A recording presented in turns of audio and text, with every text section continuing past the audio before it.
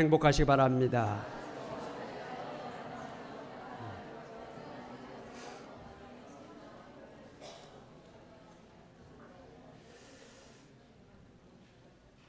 오늘 5월 가정의 달 세 번째 주일을 맞이해서 믿음과 사랑의 가정이라고 하는 말씀의 제목을 가지고 함께 은혜를 나누고자 합니다. 오늘날 이 사회에 많은 가정들이 깨어지고 있습니다. 갈수록 이혼율이 높아지고 있고 가정에 여러 가지 갈등이 점점 증가되고 있습니다. 가정의 위기지요. 가정의 위기는 젊은 세대의 가정뿐만 아닙니다. 80세 된 할머니가 동창회를 다녀왔습니다. 다녀오더니 짜증을 내기 시작합니다. 그러니까 할아버지가 여보 왜 그래? 왜 이렇게 짜증을 내? 뭐 친구 가운데 누가 자기 자랑을 많이 했어? 라고 물었습니다. 할머니가 대답을 하지 않습니다. 그러면 당신이 입고 간 옷이 너무 추라해서 그래? 대답을 해야 않습니다. 동창 중에 누가 당신한테 싫은 소리 했나? 대답을 하지 않습니다. 자꾸 할머니의 마음을 위로해 주려고 할아버지가 자꾸 말을 겁니다. 그러니까 짜증을 내듯이 말합니다. 당신 때문이에요.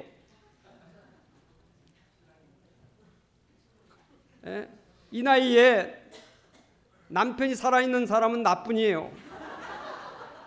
다들 자유롭게 살면서 그렇게 살고 있는데 나만 당신한테 매여가지고 당신 수발하느라고 이 나이에 이 고생하고 있잖아요 라고 말을 하는 것이었습니다. 이 나이 드신 세대도 위기라는 것이죠.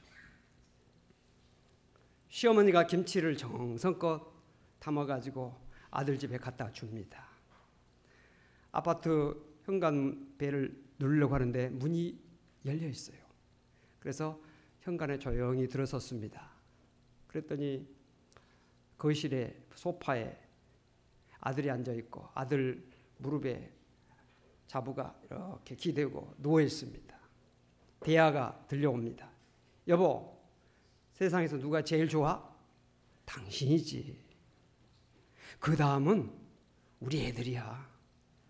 그 다음은 장인 장모지.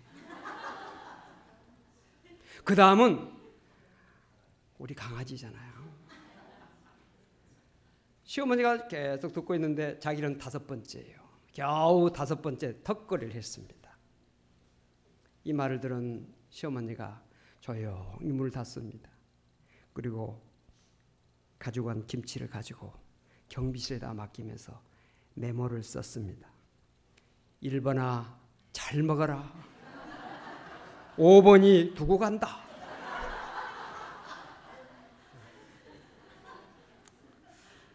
고부간의 갈등의 모습이 우리 사회 속에서 이렇게 나타나고 있습니다. 이런 말이 있습니다. 아들이 하나인 부모는 골방에서 죽고 아들이 둘인 부모는 길바닥에서 큰아들 집에 갔다가 작은아들 집에 갔다가 길바닥에서 죽고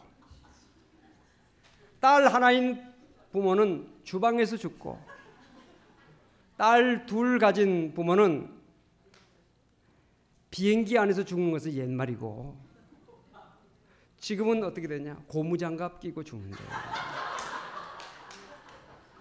이 딸 집에 가서 빨래해주고 청소해주고 설거지해주고 저 딸 집에 가서 애들 봐주고 청소해주고 주방일 해주고 고무장갑 끼고 죽는다는 것이 너무 바빠서 유모죠. 그런데 유모는 그 시대의 상을 반영해주고 있습니다. 우리가 이런 유머를 들으면서 여러분 웃었잖아요. 웃었다고 하는 것은 복된 일입니다. 왜냐? 지금 이 유머를 듣고 심각하게 받아들이는 사람은 그 문제 속에 있는 사람이에요. 근데 웃을 수 있다고 하는 것은 이 문제를 지금 객관화시켜서 지금 멀리서 보고 있는 자기 문제는 아직 아니라는 이야기입니다. 그것이 복입니다. 지금 오늘 이 말 듣고 아 이거 나한테 하는 말이구나 하고 심각하게 생각하는 사람은 지금 상당한 지금 문제 있는 사람이에요. 내가 보니까 문제 있는 사람이 아무도 없는 것 같아요. 감사한 일입니다. 소망이 있어요. 왜? 이것을 우리가 고쳐나갈 수 있는 해결할 수 있는 희망이 우리에게 있기 때문이라는 것을 우리는 알아야 됩니다. 여러분, 가정이 무너지고 있고 가정의 위기가 있는데 이런 가정을 굳게 세우고 이 가정을 더욱더 바로 세우려면 두 가지의 기둥이 세워져야 되는데 첫 번째 기둥이 뭘까요? 믿음이 옵시다. 믿음이 가정을 굳게 세울 수 있어요. 사도행전 16장 31절에 보니까 주 예수를 믿으라 그리하면 너와 내 가정 내 집이 구원을 받으리라 그렇게 말씀했어요. 그러니까 믿음이라는 것이 얼마나 가정이 중요하다는 사실을 우리는 알아야 합니다. 요한 웨슬레의 어머니는 19명의 자녀를 낳았어요. 19명의 자녀를 낳고 길렀는데 다 훌륭하게 길렀습니다. 어떻게 길렀을까요? 믿음으로 길렀기 때문이었다. 이 웨슬레의 어머니 수산나는 어린아이들을 열심히 어렸을 때부터 신앙교육을 시켰습니다. 그래서 5살이 되면 주기도문을 암송하게 만들었고요. 성경을 읽도록 만들었습니다. 그리고 아침과 저녁에 늘 가정예배를 드렸습니다. 이 수산나가 웨슬레 목사님에게 편지를 보냈는데 그 편지의 내용이 이런 내용입니다. 내가 말을 하기 시작할 때 나는 주기도문을 내게 가르쳤다. 잘 때나 깨어있을 때나 외우게 했다. 커가면서는 성경 말씀과 교리문답을 외우게 했었지. 주일날은 다른 날과 구별되어 지키도록 했었고 가정예배는 꼭 참여하도록 했단다. 여러분, 가정의 중심이 믿음이 되어야 한다는 사실을 말씀해주고 있습니다. 믿음은 가정의 중심뿐만 아니라 우리 개인의 삶 속에서도 우리의 기업에서도 우리의 직장생활 속에도 우리의 모든 삶 속에 중심이 되어야 한다는 것을 우리는 알아야 됩니다. 세계 제1의 최고의 재벌, 세계 최고의 부호로 전설적인 이름이 있죠. 록펠러. 이 록펠러라고 하는 사람은 시카고 대학을 비롯해서 12개의 종합대학을 만들었습니다. 또 12개의 단과대학과 연구소를 만들었습니다. 교회를 얼마나 많이 지었느냐? 4,928개의 교회를 지었어요. 참 대단하잖아요. 그 외에도 상상할 수 없는 많은 일들을 했습니다. 그런데 이 록펠러의 어머니 엘리자는 록펠러를 어렸을 적부터 믿음 지도를 시켰어요. 믿음을 그에게 심어줬어요. 신앙생활의 10계명을 딱 만들어가지고 집안에다 붙여놨어요. 그리고 날마다 그것을 잊게 만들고 그것을 마음속에 늘 간직하도록 했습니다. 여러 가지가 있지만 오늘 시간상 4가지만 여러분들에게 소개를 하려고 합니다. 첫째는 철저한 주일성수입니다. 주일성수. 록펠러는 98세까지 그 당시 나이 참 많이 오래 살았습니다. 장수했죠. 98세까지 정말 불가사의한 일이 있는데 주일을 한 번도 빼먹지 않았다는 사실이에요. 참 우리가 건강이 약해서 몸이 아파서 병원에 가서 주일날 빠질 수도 있고 뭐 여행을 가서 빠질 수도 있고 여러 가지 이유가 있겠지만은 정말로 이 록펠러는 98세가 될 때까지 주일 한 번도 어기지 않았다는 사실입니다. 심지어 대통령이 면담하자고 그랬을 때도 거절했습니다. 나는 주일이기 때문에 주일을 지켜야 됩니다. 심지어는 자기 회사에 불이 났는데도요 주일 지켰어요. 그러니까 불가사의하죠. 그러니까 98세 때까지 주일을 어기지 않고 지킬 수 있었다는 사실입니다. 록펠러는 매주일 예배 40분 전에 교회에 나와서 앞자리에 앉았습니다. 기자가 물었습니다. 당신은 어찌하여 이렇게 빨리 교회를 나오십니까? 라고 물었습니다. 그랬더니 록펠러가 하는 말이 교회에 빨리 나와야 앞자리를 앉을 수 있고 앞자리에 앉아야 은혜 받는 데 집중할 수 있기 때문이요 라고 말을 했다는 것입니다. 따라서 합시다. 앞자리는 금자리, 중간자리는 은자리, 뒷자리는 어수선한 자리. 맞아요. 뒷자리는 좀 어수선합니다. 앞자리가 좋은 자리예요. 예배 드리는데 집중할 수 있는, 우리가 어떤 운동 경기를 간다든지 어떤 어디 초대회 간다든지 오페라에 간다든지 음악회 다 A석이 있고 B석이 있고 다 그러잖아요. 좋은 자리에 앉으려고 그러잖아요. 예배 드리는 데 있어서 가장 좋은 자리, 은혜 받을 수 있는 자리가 어떤 자리인가를 늘 생각해서 그 자리를 여러분들이 항상 사모하면서 그 자리에 앉도록 하실 때 하나님께서 주시는 은혜가 똑같이 임하는 것 같지만은 받아들이는 심령에 따라서 그 말씀을 아멘으로 받는 자에게 큰 역사로 임한다는 사실을 기억하시길 바랍니다. 예배 생활 성공해야 신앙생활 성공할 수 있고요, 신앙생활 성공해야 인생 성공할 수 있다는 사실을 믿으시기를 바랍니다. 그 다음에 두 번째는 철저한 11조 생활을 했습니다. 록펠러 어머니는 록펠러에게 아주 어렸을 때부터 11조를 가르쳤습니다. 20센트 용돈을 주면서 20센트 가운데 11조를 떼어서 그 아이가 보는 데서 11조를 떼서 이것은 11조다라고 가르쳤습니다. 그리고 6살 때부터는 네가 떼어라. 그래서 스스로 11조를 떼게 만들었습니다.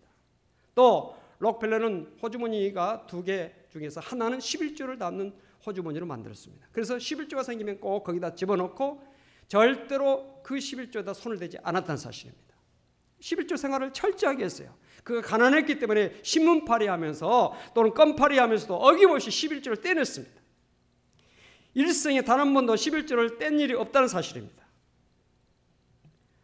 록펠러는 말했습니다. 나의 어머니는 내게 돈을 물려주지 않았지만은 내게 큰 부자가 될 수 있는 신앙적 유산을 남겨줬다. 이것이 바로 11조다 라고 그는 말했습니다.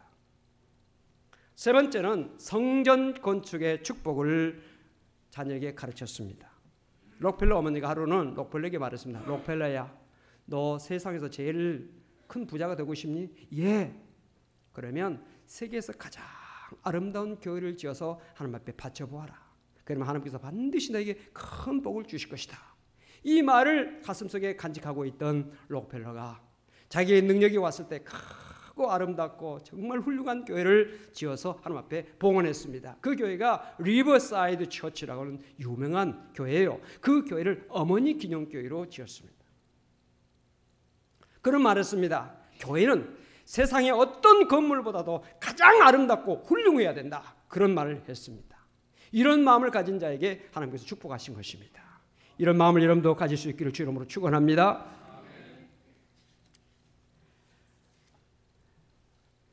록펠러가 그 많은 교회를 지었잖아요. 4,900개가 넘는 그런 교회를 지었는데 기자가 물었습니다. 도무지 이해가 안 됩니다.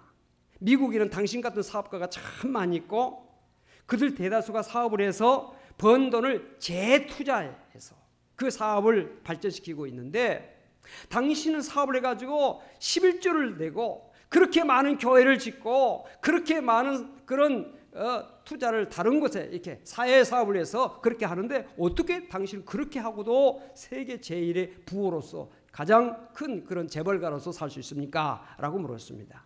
그때 그 록펠러가 대답했습니다. 이건 하나님의 경제학을 몰라서 하는 말이에요. 기자 당신 말대로 미국에는 내노라 하는 사업가가 많이 있습니다. 그들 모두 나와 똑같은 환경과 조건 속에서 사업을 하고 있습니다. 그런데 한 가지 다른 것이 있는데 그들은 3년 앞을 보지 못하고 있지만은 나는 20년, 30년 앞을 바라볼 수 있는 눈을 하나님께서 열어주셨습니다. 3년도 바라보지 못하는 사업가와 20년, 30년을 바라볼 수 있는 사업가가 어찌 같을 수가 있겠소? 라고 하는 말을 했다는 것입니다. 하나님께서는 당신을 위해서 헌신하고 충성한 자에게 영적인 눈을 열어주실 뿐만 아니라 세상적인 여러 가지 지혜와 또 모든 필요한 것을 열어주신다는 사실을 믿으시면 아멘 하시기 바랍니다. 하나님은 반드시 심는 대로 거두게 하시되 그 심는 것을 30배, 60배 정도가 아니라 1000배, 10,000배로 갚아주시는 하나님이라는 사실을 믿으면 아멘 하시기 바랍니다. 세 번째로 목사님을 하나님처럼 또 친아버지처럼 섬겨라 라고 말했습니다. 록펠러 어머니는 항상 록펠러에게 목사님을 친아버지처럼 섬겨라 라고 말했습니다. 목사님을 하나님 다음으로 섬겨라 그렇게 말했습니다. 어떤 일이 있더라도 절대로 목사님을 대적하거나 마음을 아프게 하지 말라고 가르쳤습니다. 록펠러는 자기의 간증 자서전에서 나는 일평생 동안 목사님의 마음을 단 한 번도 불편하게 한 적이 없다. 나는 목사님 앞에서는 언제나 어린아이였다라고 말했습니다. 여러분, 믿음이 얼마나 중요하다는 사실을 우리는 알아야 됩니다. 내 가정이 잘 되려면 돈이 있어야 된다. 내 가정이 잘 되려면 뭐 어떻게 여러 가지 생각할 수 있지만은 첫 번째가 믿음이라는 사실을 믿음. 우리 믿음의 성도들은 하나님께서 우리에게 축복으로 주신 두 가지 기둥, 하나는 정말 내 가정, 또 교회 다 하나님께서 주신 축복의 이런 기관들인데 이 기관들을 통해서 하나님께서 우리에게 주시는 축복을 받으려면 믿음으로 우리가 가정도 섬겨야 되고 교회를 섬겨야 된다는 사실이에요. 오늘 여러분들 믿음의 가정들이 다 되시기를 주 이름으로 축원을 드립니다. 또 하나의 기둥은 어떤 기둥이냐? 사랑의 기둥이 올시다. 가정에 있어서 가장 중요한 것이 사랑이 올시다. 오늘 본문 말씀에 그러나 너희도 각기 자기 아내 사랑하기를 자신과 같이 하고 아내도 자기 남편을 존경하라. 자녀들아 주 안에서 너희 부모에게 순종하라. 이것이 옳으니라. 내 아버지와 어머니를 공경하라. 이것은 약속 있는 첫 계명이니 이로써 내가 잘 되고 땅에서 장수하리라. 이렇게 말씀했습니다. 여러분 남편은 아내를 어떻게 사랑하라고요? 자신과 같이. 자신이라고 하는 뭐냐면 자기의 몸처럼 사랑하라고 말씀하고 있습니다. 사람은 자기 몸을 본능적으로 아끼고 사랑하게 돼 있어요. 여러분 아내를 내가 사랑해야지라고 생각하고 있다면 아직 사랑이 자신처럼 사랑하지 않고 있다는 사실을 반증해주고 있는 것입니다. 우리 눈에 먼지가 들어갈 때 우리 눈의 눈꺼풀이 자동 셔터처럼 탁 이렇게 닫힙니다. 눈 감아야지라고 감으면 벌써 늦은 거예요. 자기도 모르게 탁 감깁니다. 이것이 자기 보호 본능이에요. 아내를 우리가 사랑하고 보호할 때 자기 본능처럼, 자기 보호 본능처럼 사랑하고 애끼라는 그런 의미가 되겠습니다. 아내를 자신과 같이 사랑하기 힘쓰는 여러분 되어지기를 주로 축원합니다. 두 번째는 그 아내는 남편을 어떻게 하라? 존경하라 그랬습니다. 아내는 남편을 존경해야 됩니다. 이것이 아내가 남편을 사랑하는 방법이에요. 남편을 사랑한다고 하면서 존경하지 않는다? 이건 사랑이 아닙니다. 사랑하면 존경하게 돼 있어요. 내가 언젠가 결혼 주례하면서 나도 모르게 그런 말을 탁 했어요. 남편이 존경이 안 되면 아예 지금 결혼하지 말라고. 왜? 불행해지니까. 남편을 존경하지 않는 가정 절대로 행복할 수 없어요. 남편이 존경돼야 돼요. 오늘 여러분들 마음속에 남편 존경이 없다면 하나님 앞에 회개하시고 기도하셔서 하나님 내가 남편을 정말로 존경할 수 있도록 내 마음을 열어주시옵소서. 그런 기도를 해야 될 줄로 믿습니다. 네. 또한 자녀는 어떻게 해야 되느냐? 주 안에서 부모를 순종해야 된다 그랬습니다. 다시 합시다. 자녀는 부모에게 주 안에서 순종하라. 할렐루야. 부모 공경은 첫째로 순종이 것이다. 순종하지 않고 공경한다. 이건 말이 되지 않는 겁니다. 부모 사랑의 표현이 순종으로 나타나는 것입니다. 순종하지 않는 부모에 순종하지 않는 그런 부모에게 순종하지 않는 자녀는요, 불효자입니다. 이건 효도가 절대로 순종 없이 효도가 될 수가 없어요. 어느 중학생 아들이 있었는데요.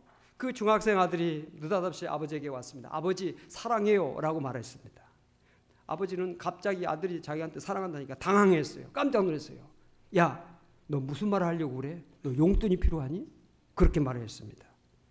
근데 아들은 아무 말도 안 했어요. 대화가 끝났어요. 그 아들은 숙제를 한 겁니다. 학교에서 선생님이 아버지한테 가서 사랑한다고 말해라 숙제를 했어요. 그랬더니 와서 숙제를 한 거예요. 또 아들의 그 사랑한다는 말을 듣고 아버지는 당황했어요. 얘가 무슨 말을 하려고 그러나, 용돈을 달라고 그러나. 말을 했는데 대화가 안 되는 겁니다. 대화가 단절된 가정이에요. 대화가 단절된 가정은요, 하숙집일지는 모르지만 가정이 될 수가 없어요. 오늘 여러분들 가정에 아름다운 대화가 이루어질 수 있기를 바랍니다. 여러분 밥 먹어라 또는 뭐 물 먹어라 또는 뭐 이것은 대화가 아니에요. 대화가 아니에요. 마음을 연 대화가 돼야죠. 마음을 연 대화가 돼야죠. 대화가 아니에요. 오늘날 대화가 아닌 대화를 하는 사람들이 대화인 것처럼 생각하고 하는 사람들이 많아요. 마음을 여는 대화를 할 수 있는 여러분 가정이 되시기를 바랍니다. 또 이런 이야기가 있죠. 어느 날 고등학생 아들이 학교에서 돌아오니까 엄마가 갑자기 아들을 끌어안습니다. 아들아, 너를 사랑한다 라고 말했어요. 그랬더니 아들이 말합니다. 엄마, 세미나 다녀오셨어요? 세미나를 갔다 오면 갑자기 사랑한다고 표현하다가 세미나 그 기운이 이렇게 없어지면요, 사랑이 없어지는 거예요. 근데 세미나 빠르죠. 사랑하면. 여러분, 가정에는 사랑이 필요한 것입니다. 사랑이 있어야 가정이라 할 수 있어요. 사랑이 없는 가정은 가정이 될 수 없어요. 가정의 달을 맞이해서 사랑을 회복할 수 있는 여러분들이 되시기를 바랍니다. 어떤 외딴 동네에 두 가정이 있었대요. 한 가정은 대가족입니다. 할아버지, 할머니, 다 식구들이 많습니다. 그런 가정이 하나 있었고, 한 가정은 젊은 부부가 살고 있는 그런 가정이었어요. 그런데 이 할아버지를 모시고 할머니를 모시고 이 대가족이 살고 있는 이 가정은 웃음이 끊어지지 않습니다. 다 웃음이 나오고 화기애애하고 화목한 그런 가정인데요. 이 부부가 둘이서 아주 사랑하면서 살 것 같은데 늘 불만이 있고 늘 다툼이 있어요. 그래서 이 젊은 부부가 이상하게 생각했어요. 왜 우리 집은 이렇게 불만이 많고 또 이런 갈등이 있고 저 집은 저렇게 식구들이 많은데 어떻게 저렇게 화목하게 살까 궁금하게 생각했어요. 그래서 그 집을 방문했습니다. 가가지고 물었습니다. 우리는 두 사람이 사는데도 이렇게 늘 불만도 많고 갈등이 많은데 이렇게 많은 식구들이 살면서 어떻게 이렇게 화목하게 살 수 있습니까? 그 비결이 무엇입니까? 라고 물었습니다. 그랬더니 그 집주인이 말하기를 당신들은 참 훌륭하고 똑똑한 사람들이고 우리는 바보들만 모여서 살기 때문이요 라고 말했어요.